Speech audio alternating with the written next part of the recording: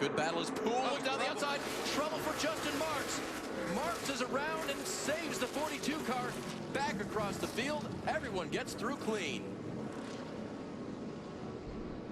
This turn 3, and he actually scraped the wall down, but you can see just a car right behind him, no contact, just got a little bit loose. He was running 10th. Here's what it looked like from Blaney's car. He knew that was going to happen. He kind of ran up on the car, and as he had to try to avoid that, then that got his car extremely loose. Nice job of keeping it out of the wall right here. Just have to... That was wild. So's this coming back into turn 1.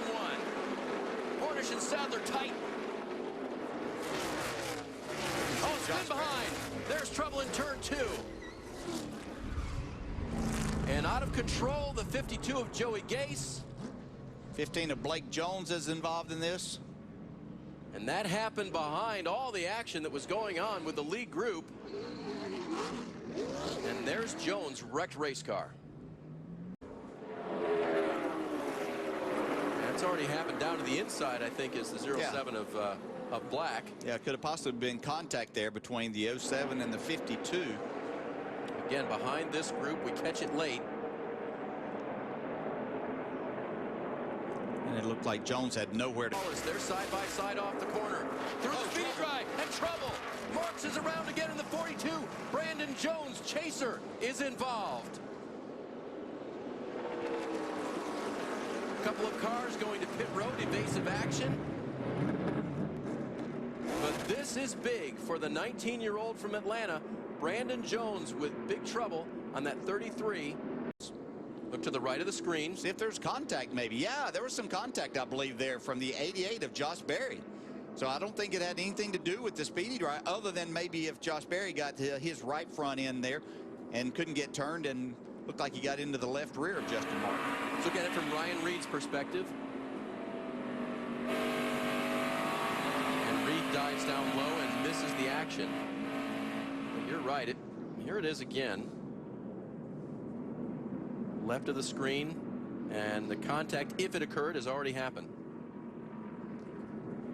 We've seen instances where, without a doubt, there was contact, and then there's not.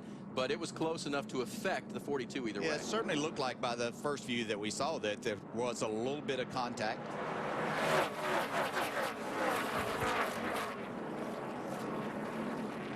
You see, he was actually trying to get to pit road. He was down on the apron trying to make it, and the car got away from him. He spun right here. He was able to get it righted. NASCAR's thrown the caution at this time. You can see the spots that he lost. What is a risky pass worth? DJ's talked about it before. Well, spin in turn 3. And it's Marks around again to the 42. This time he's got contact with the wall. Careful now. Spotters doing their job again, and everyone gets by cleanly on the top side.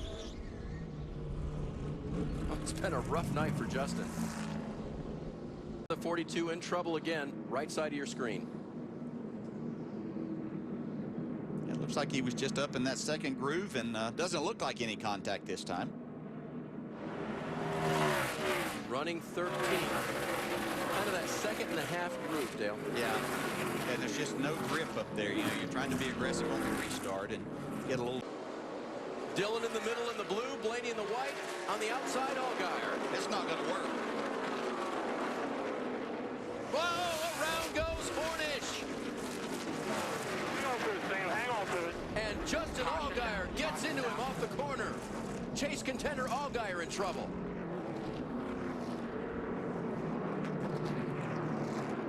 Justin Allgaier was in that position because they were 3 wide going down into turn 1. Nobody really gave there. He ended up on the outside with really nowhere to go.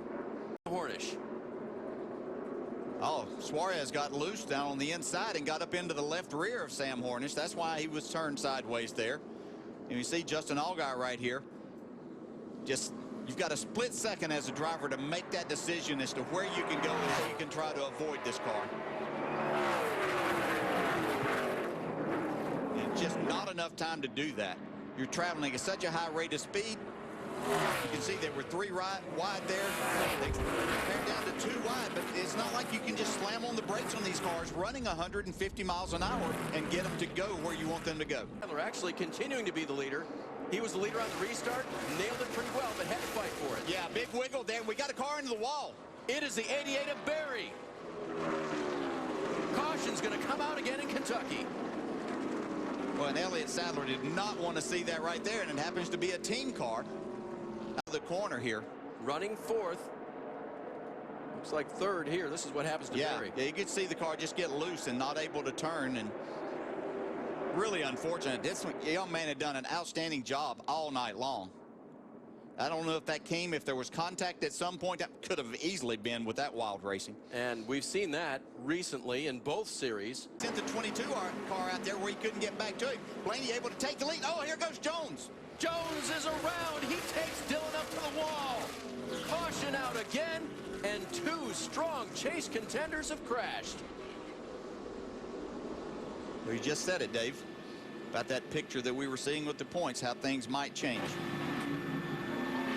And for Jones, another day at Kentucky gone down the tank. And here's where it gets interesting. Yeah, and Eric Jones was just loose from the very beginning, getting down into that corner. Ty Dillon didn't do anything to really force that. It was just a matter that Jones got loose on the entry there. Looked like he tried to keep it out kind of wide, and the car just never took a set at that point in time. And unfortunately, Ty Dillon was there to be in the way and get taken out. We talked about it before. These drivers have so much faith in those race cars at these speeds, and sometimes it doesn't work out. Yeah, and you could just see as he tried to turn that car down to the bottom, get it down to that yellow line like he'd been able to do all night. There just wasn't any grip in the back for him to do that. You saw his teammate Suarez right here. He saw what was going on. His car did stick on the bottom. Tough break